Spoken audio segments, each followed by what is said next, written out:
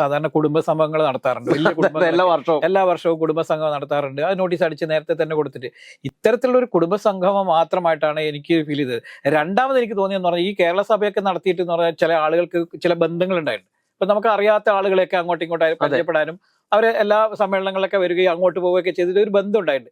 ഇത് യഥാർത്ഥത്തിൽ ഭരിക്കുന്ന പാർട്ടിക്ക് വലിയ ഗുണം ചെയ്തിട്ടുണ്ട് എന്നുള്ളതാണ് എന്റെ ഒരു നിരീക്ഷണം. അല്ല, അതാണ് ഞാൻ പറഞ്ഞത്. അങ്ങനെയുള്ള ഗുണം പല രീതിയിലുള്ള ഗുണങ്ങൾ, ആ ഗുണങ്ങളൊക്കെ ഉപയോഗിക്കുന്നുണ്ടാവും, അത് ഉപയോഗിക്കട്ടെ. പക്ഷെ യഥാർത്ഥത്തിൽ നമ്മുടെ നാട്ടിൽ നടക്കേണ്ടത് നമ്മുടെ നാട്ടിലെ ഓരോ വിഭാഗം ജനങ്ങളുടെയും ഒരു സഭയാണ് നടക്കേണ്ടത്. അതെ അതെ, അതിനുള്ള പരിഹാര നിർദ്ദേശങ്ങൾ അത് അപ്പോൾ നടത്തി സമയബന്ധിതമായി നടപ്പാക്കിയാൽ ഇന്ന് നമ്മൾ ഈ പറയുന്ന പട്ടിണിയുടെ പ്രശ്നങ്ങൾ, ദാരിദ്ര്യത്തിന്റെ പ്രശ്നങ്ങൾക്കൊക്കെ വലിയൊരു, ഇനി ആശുപത്രി, ആരോഗ്യ മേഖല, ഈ കൊട്ടിഘോഷിക്കപ്പെടുന്ന ആരോഗ്യ മേഖലയിൽ നിന്ന് നമ്മുടെ ആളുകളെല്ലാം പുറത്തുപോയി ചികിത്സിക്കുന്നത് എന്തുകൊണ്ടാണ്? അല്ലെങ്കിൽ ഒരു വിഷയം വന്നാൽ, ഒരു വലിയ കലാമിറ്റി ഉണ്ടായാൽ നമ്മുടെ സർക്കാർ ആശുപത്രികളിൽ നിന്ന് തന്നെ രോഗികളെ പ്രൈവറ്റ് ആശുപത്രികളിലേക്ക് കൊണ്ടുപോകുന്നത് എന്തുകൊണ്ടാണ്?